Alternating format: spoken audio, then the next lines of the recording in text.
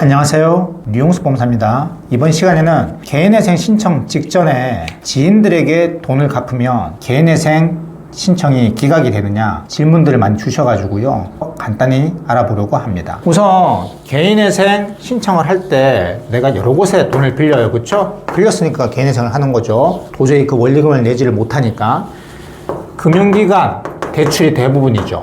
그런데 친구나 부모님에게 빌린 돈도 있을 거 아니에요. 흔히 지인들이라 그러는데, 부모님한테 빌린 돈도 개인회생에 집어넣을 수 있느냐? 집어넣을 수 있습니다. 요즘에 부모님이라고 해서 그냥 돈 주는 경우도 물론 있지만 차용증 다 쓰고 이자까지 다 받는 부모님도 계세요. 그래서 부모님한테 돈을 빌렸다, 일단 법원 보수적이기 때문에 무슨 부모한테 돈을 빌리냐, 준 거지 왜 개인회생 채권자 목록에 집어넣었느냐 라고 의심을 합니다. 그러면 돈 빌린 이체 내역이 있을 거 아니에요. 그리고 매달 갚아 나간 이자조로 그 부모님 갚은 내역이 있다, 이걸 첨부해서 내면 인정해 줍니다. 그리고 개인 파산의 경우에도 마찬가지예요. 집어넣을 수 있습니다. 그런데 이제 개인회생 들어갈 때 돈이 좀 있어요. 그래서 친구나 부모, 지인 돈을 갚아버렸어요. 그리고 이 금융기관만 집어넣어서 개인회생 진행하는 겁니다. 이러면 어떻게 될까요? 이게 흔히 말하는, 많이 들어보셨을 거예요, 편파변제입니다.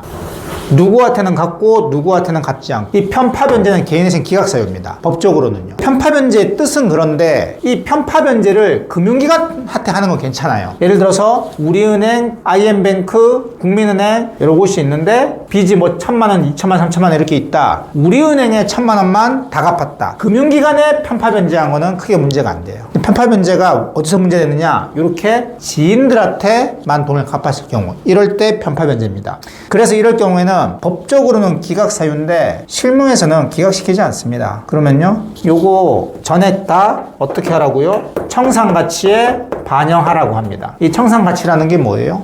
채무자의 재산으로 잡으라는 얘기죠. 그럼 개인회생에서 가장 중요한 원칙이 뭐예요? 청산가치 보장의 원칙이죠. 즉, 내 재산보다는 1원이라도 많이 갚아야 되는 원칙이에요. 실무적으로는 100만원 정도 이상 더 갚도록 요구를 합니다. 그래서 지인들한테 갚은 돈이 뭐 한 500 정도밖에 안 된다, 그러면 문제 안 돼요. 왜요? 여러분들이 최소 급여를 한 250원 받을 거 아니에요. 250에서 뭐 1인 가구라고 한다면 약 150만원 빼면 100만원씩 36개월 갚으면 3,600이에요. 재산이 3,600 미치기만 하면 돼요. 그래서 다른 뭐 차, 보험, 해약 환급금 이런 거 다 합쳐 지인한테 갚은 돈까지 합쳐도 3,600만원 아래다 라고 한다면 문제 없습니다. 그래서 개인회생 신청 직전에 물론 지인 돈 갚으시면 안 되는 게 맞아요. 그래서 개인회생 마음 먹으셨으면 여러분들이 임의대로 지인들한테 돈 갚지 마시고요, 반드시 회생파산 전문 법무사님이랑 상담을 통해서 이렇게 해도 됩니까? 라고 물어보세요.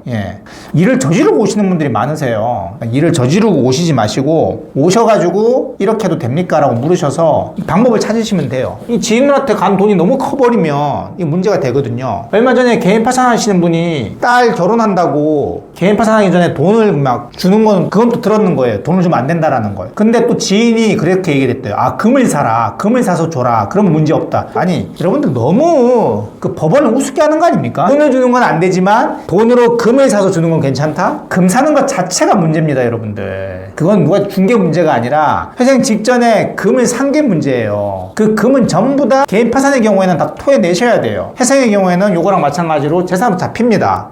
나 그 금 딸한테 벌써 줬는데 혼수로 안 통합니다. 아니, 딸한테 결혼하는데 혼수로 줬는데 그게 뭐가 문제가 되냐? 그거는 인간적으로는 이해가 되지만 법원 입장에서는 돈 떼이는 채권자도 생각해야 되잖아요. 아니, 채권자는 돈 떼이게 생겼는데 너는 네 딸 결혼한다고 혼수로 몇 천만짜리 금을 사서 줬단 말이야? 안 받아줍니다. 그래서 개인회생의 경우에는 물론 그게 금액이 너무 크면 5천만 원 줬다 잃어버리면 힘들죠. 하지만 지인한테 갚은 돈이 크게 크지 않다고 한다면 방법이 있으니까요. 설사 크다고 하더라도요, 일단 상담은 받아보세요, 여러분들. 회생파산 전문 법무사님 상담을 하셔가지고 내가 이런 일을 저질렀습니다, 어떻게 해야 됩니까? 라고 해가지고 방법을 찾으시면 방법은 있습니다. 지뢰, 이건 어차피 개인회생 안 된다, 주변 사람한테 얘기 듣고 지뢰 포기하지 마시고요, 반드시 상담을 통해서 방법을 찾아서 진행하시길 바랍니다. 지금까지 류홍석 법무사였습니다. 감사합니다.